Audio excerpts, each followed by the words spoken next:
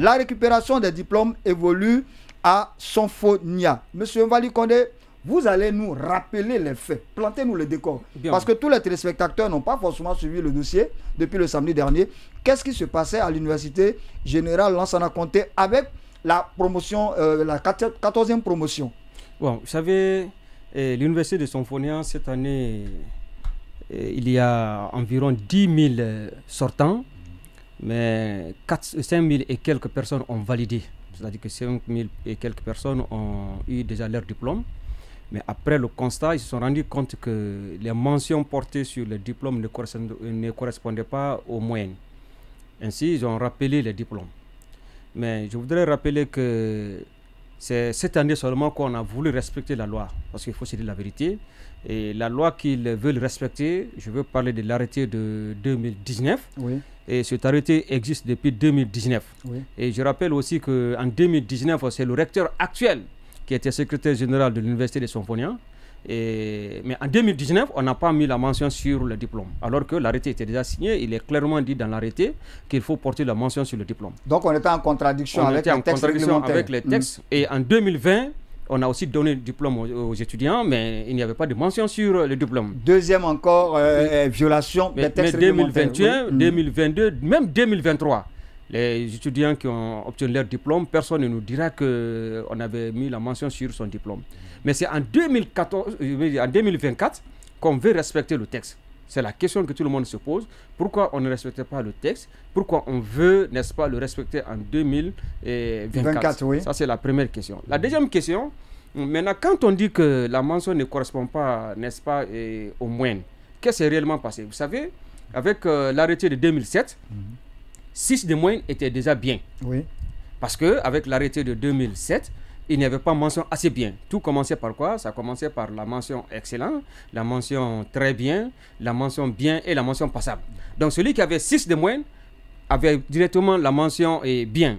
Mais avec l'arrêté de 2019, celui qui a 6 de moyenne a la mention assez bien. Maintenant, c'est pourquoi... Donc on descend d'une mention en dessous. D'une mention en dessous. C'est pourquoi quand ils se sont référés à la mention de 2007, et ceux qui devraient avoir la mention passable, peut-être ont eu la mention assez bien. Ceux qui devraient avoir la mention assez bien 6 ont eu la mention bien. Et ceux qui devraient avoir la mention bien ont eu la mention très bien. Ainsi de suite. Maintenant, quand on dit qu'on va respecter à la lettre l'arrêté de 2019, c'est que personne n'aura la mention très bien à l'Université de Sonfonia. Vous savez, pour avoir la mention très bien, il y a un calcul qu'on doit faire. Donc, la mention très bien, c'est de 8 à 9.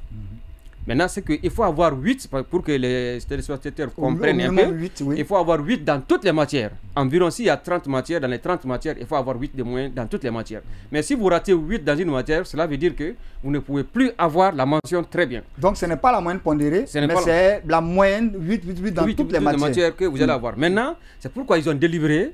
Quand ils ont demandé à ce que les diplômes soient repris et qu'ils ont procédé à une nouvelle délibération, après tout, ils se sont rendus compte que personne n'a eu la mention très bien.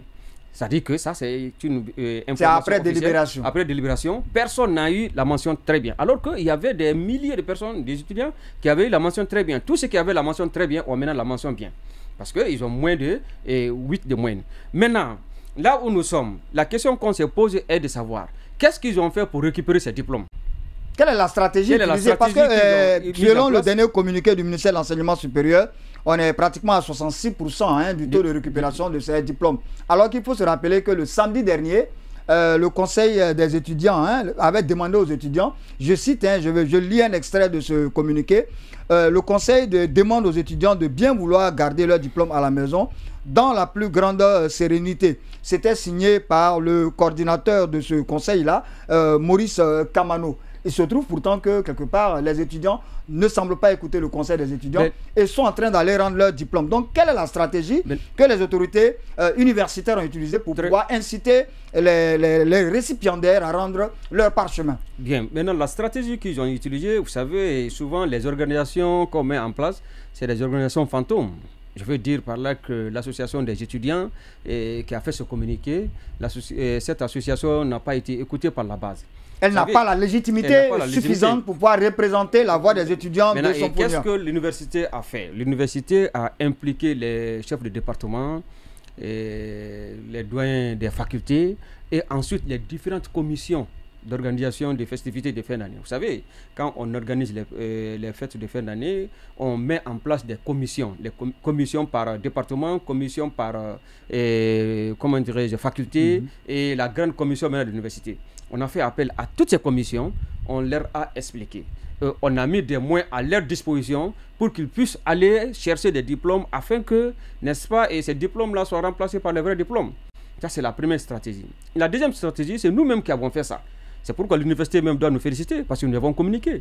Nous sommes parvenus à faire comprendre aux étudiants, s'ils ne viennent pas déposer le diplôme qu'ils ont, ce diplôme est déjà bloqué dans blockchain. En fait, c'est un bout de papier qu'ils ont, c'est un bout de papier. Diplôme, parce qu'il n'est pas reconnu par l'institution qui l'a délivré. Parce que ce n'est pas reconnu. Nous leur avons dit que actuellement, s'ils postulent même à l'extérieur, et à partir de l'extérieur, on peut tenter de se rendre compte, n'est-ce pas, de l'authenticité du diplôme. À travers quoi? À travers blockchain. Et si maintenant on introduit les données, n'est-ce pas, de ce diplôme dans blockchain, on se rend compte que c'est un faux diplôme. Ça veut dire qu'ils ne pourront plus l'utiliser. Nous l'avons dit. Maintenant, et les étudiants nous ont écoutés, on a communiqué, n'est-ce pas, sur les réseaux, et surtout dans ce studio. Nous sommes écoutés par beaucoup de personnes. Il ne faudrait pas que les gens pensent qu'on n'est pas écoutés. On est écoutés parce que ceux qui ont l'antenne Rato nous écoutent. Et nous sommes diffusés aussi sur les réseaux sociaux, sur notamment les réseaux Facebook, sociaux. effectivement. Et aussi ceux qui achètent aussi, n'est-ce pas, et canal sans abonnement, et aussi nous suivent, parce qu'on ne peut pas bloquer ça, nous sommes sur satellite. Donc les étudiants nous ont suivis. Après chaque émission, vont sur la page, n'est-ce pas, de Dioma et s'informent. Beaucoup m'ont appelé, m'ont dit, ah, vraiment, je ne savais pas qu'on pouvait bloquer le diplôme dans blockchain. En fait, pour eux, déjà, ils ont le papier, le diplôme, il n'est plus, on ne peut plus. Mais un autre facteur qu'il faut soulever, qui est important, il y a des Comoriens qui viennent ici en Guinée et après qui repartent chez eux. Il y a des Comoriens aujourd'hui qui sont déjà partis. Alors que pour revenir, ça va poser assez de problèmes. Pourquoi? Parce que le transport aller-retour de Conakry à Comores, ça fait environ $2000. Est-ce qu'ils doivent venir physiquement déposer le diplôme? Est-ce qu'ils ne doivent pas déposer à l'ambassade pour que l'ambassade achemine, l'ambassadeur achemine, ou bien au consulat, etc. Mais ceux qui sont aussi à l'intérieur du pays, il y en a comme ça qui sont à Youmou, d'autres Dalaba, Kankan, etc. Est-ce qu'il faut obliger ces gens-là de se déplacer de Kankan ici pour venir déposer physiquement le diplôme?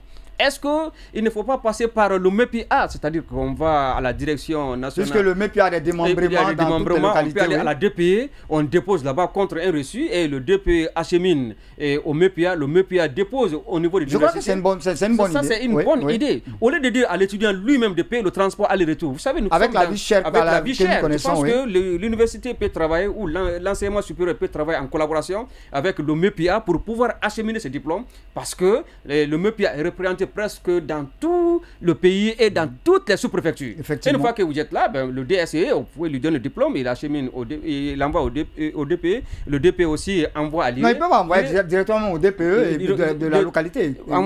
C'est que certains ont beaucoup de problèmes, ils veulent déposer le diplôme mais ne savent pas comment. Parce que pour venir à Conakry, il faut environ 600 000 ou 700 000. Et nous savons dans quelle situation nos parents se trouvent aujourd'hui à l'intérieur du pays. C'est pas parce que sinon, s'ils sont à 60%, c'est parce que ceux qui sont à l'intérieur du pays ne savent pas comment venir à Conakry, aller-retour, le transport, les fatigues. Donc, nous leur disons de travailler en collaboration avec le MEPIA. Le MEPIA pourrait instruire les deux pays qui sont à l'intérieur du pays. Les services déconcentrés. Et les services là pourront, n'est-ce pas, acheminer facilement au département. Donc, c'est ce que je voudrais ajouter sur ce point. Il y a aussi un autre facteur que les gens n'en parlent pas. C'est pourquoi aujourd'hui Gamal est en grève. Pourquoi son foyer n'est jamais parti en grève, mais toujours Gamal est en grève. Parce que Gamal veut que l'arrêté de 2017 soit respecté. Il y a une chose que nous devons rappeler à tout le monde. Nous qui avons fait les sciences sociales, on dit qu'il faut avoir 8 de moins dans toutes les matières. Ce n'est pas possible en sciences sociales. Il est même possible d'avoir 9 de moins dans toutes les matières si on comprendrait même si c'est la moyenne pondérée. Oui, mais il y a pas matière. Oui, mais il y a un facteur qui serait important de comprendre.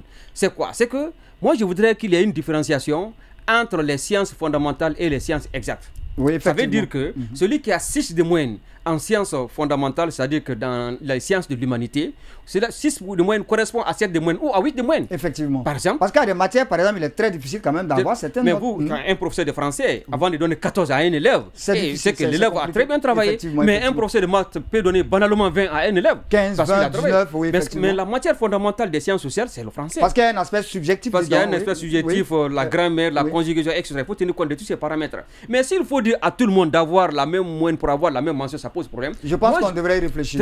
Donc l'arrêté de 2019 pose problème, ne peut pas être appliqué. Si on continue à appliquer, beaucoup auront la mention passable. Est-ce que notre objectif est de produire des candidats ou bien des diplômés qui ont la mention passable? Ce n'est pas notre objectif. Donc vivement quand même que l'arrêté soit modifié, revu, et qu'il soit beaucoup plus conforme à la réalité. C'est pourquoi il serait important de revoir sur l'arrêté, de faire en sorte, n'est-ce pas, que nos étudiants cessent d'avoir la mention passable. Parce qu'avec l'arrêté de 2007, ceux qui ont passable aujourd'hui devraient avoir la mention bien en réalité. Donc c'est ce que je pourrais dire. Donc c'est un peu une injustice pour la promotion, la 14e promotion. La 14e promotion, parce que 2023, la personne n'a eu la mention. Là, ça a compté. Quand même, c'est frustrant. Comme quoi, le conseil des étudiants n'a pas été écouté. Les étudiants ont compris le message et sont en train de rendre. Ils sont même à 70% maintenant. Voilà donc pour les corrections.